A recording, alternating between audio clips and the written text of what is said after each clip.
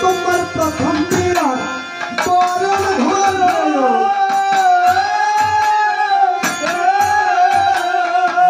শাশুড়ি আসিয়া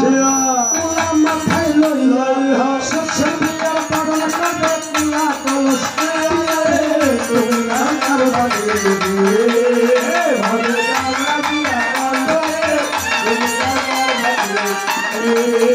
তোমার প্রথম বিরাট চলন যাবে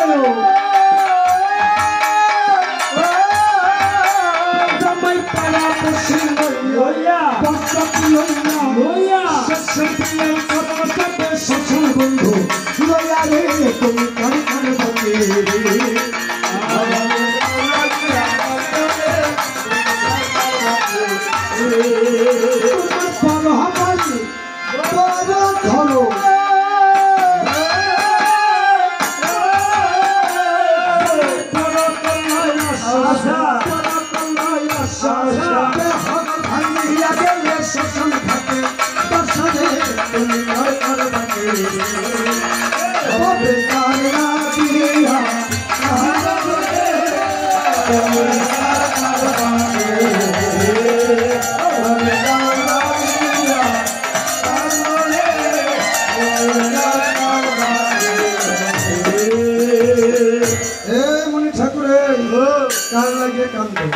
কার লাগিয়ে কান্দো তোমার এই কথা শোনার মতো সময় নেই বলি তবু ঠাই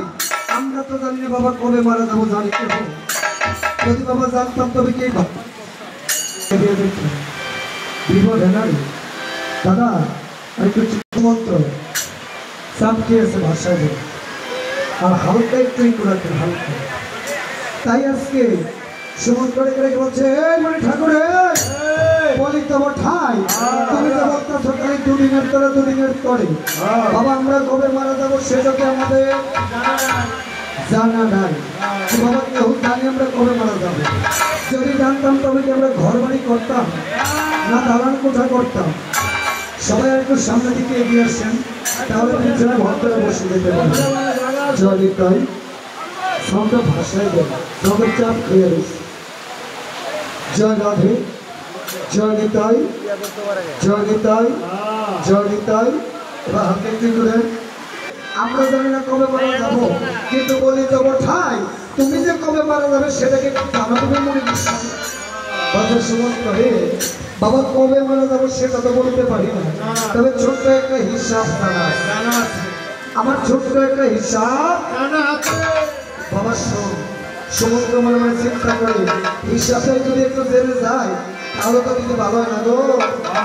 ছাত্রছাত্রীরা যদি খেয়ে যাওয়া যায় তাই রেখে বলছে মানে ঠাকুর তোমার মৃত্যুর সময় খানা কবে বলছে সমুদ্র তবে শোনো দিয়ে বল অতি অল্প সময় একবারে ওই দেখ পশ্চিম আকাশে আমার অস্ত চলে যায় আর তাই রেখে বলছে সমুদ্রে মানুষের 7 দিনে হয় 15 দিনে 30 দিনে 12 মাসে 12 বছরে 4-12 আসলে যুগ গেলে এমন 71টা মন্বন্তর গেলে এই একদিন পর্যন্ত যখন যায় ব্রহ্মার মাত্র একটা চোখের পলক হয় আমি লোকের সে মাত্র একটা পশম সে মন্ত্রে একদিন পর্যন্ত এক পশম একদিন পর্যন্ত এক পশম এমনি ভাবে সকল পশম ধরা দেবেন শেষ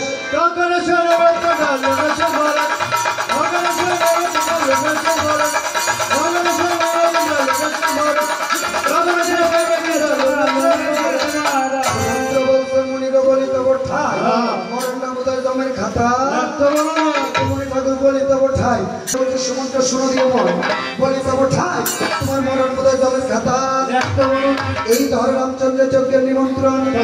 তত্ত্বা হইতে সুমন্ত্র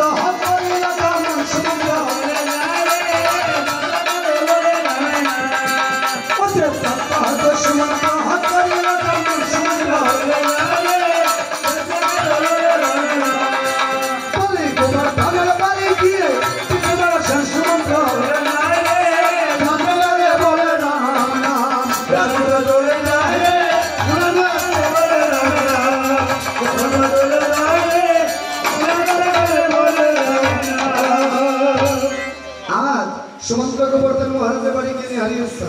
ওই বেটা গোবর্ধন যেন সিংহাসনে বসে আছে তাই রেখে বলছো গো মহারাজ দাদুরা আমি ডাকিছি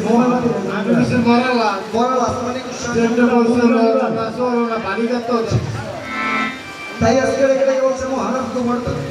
শোনো দিয়ে এমন করতে এসেছি রামের যজ্ঞের নিমন্ত্রণ তাই তো শোনো গোবর্ধন শোনো হরে বচন রাজকে যায় তোমার রইল নিমন্ত্রণ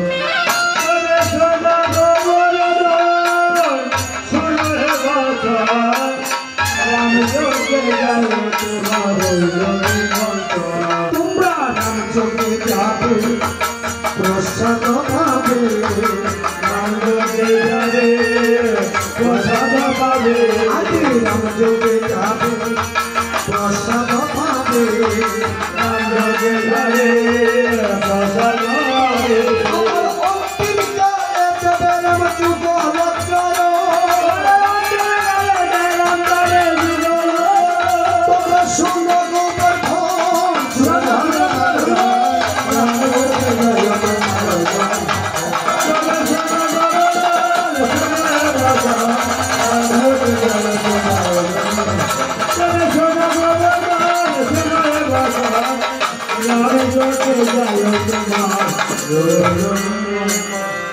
আজ সুমন্ত্র যখন নিমন্ত্রণ করতে গিয়েছে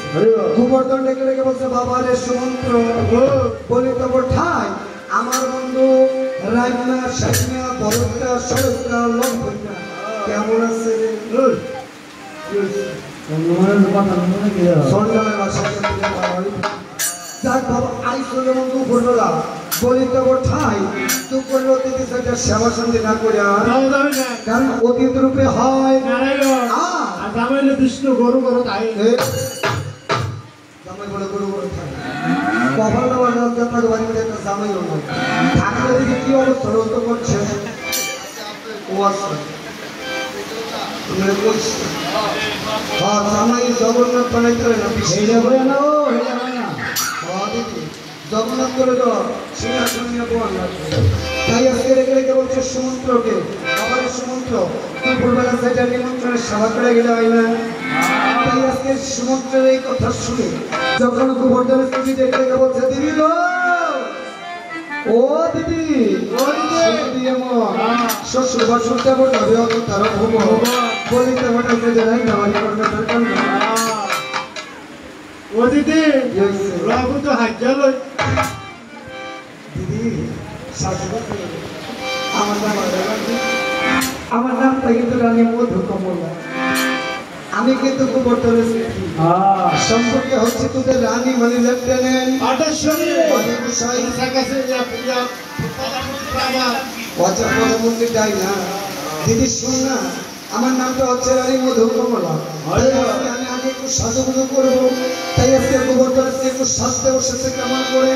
মাথায় ছিল লম্বা লম্বা জটার মতো চুল দেখতে মনে হয় জীবনে তৈরির মধ্যে মাথার মধ্যে বলছে গোবর্ধন কালা হলো আমরা এই কথা কই কালকা থেকে শুভ করে দিদিরা দেওয়ার তার মধ্যে কেটেছে একখানা স্মৃতি দেখতে মনে হয় নিয়েছে এক কাপলা সিন্ধু মানুষের বিনারি দিয়ে সিন্ধু দেয় আগের দিনে না দিদিরা বিনারি দিয়ে আঙুল দিয়ে সিন্ধু দিত মনে করে ধারণা একটা সিন্ধুর কেমন লাগে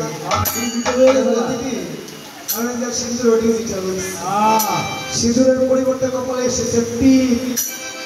কথায় আছে স্বামী নামের আর স্বামী ঘরও আছে যা সিঁদুরের পরিবর্তে ঠিক কপালে দেখা যায় কারণ মা একটা সতীনারীর স্বামীর মঙ্গলের করে 5টি সিঁদুরের ভিতরে পড়তে হয় এই দেহের উপরে যদি একখানা সিঁদুর কম পরে আয়ু থাকতো তার স্বামী তাই স্বামীর মঙ্গলের জন্য নারীগণ 5টা সিঁদুর ফোঁটা করবে ধারণ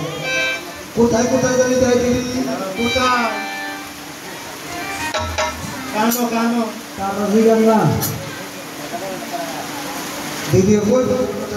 জানলো জানলো কইতাম না হ্যাঁ আও জানলো কইতাম না এই যে আমরা মা হইছে শ্রোতা কার কার নামে দেয়? মা কার কার নামে? যাক দাও তোমার এতটুকু বলেছে, এটাই বা কম খুশি।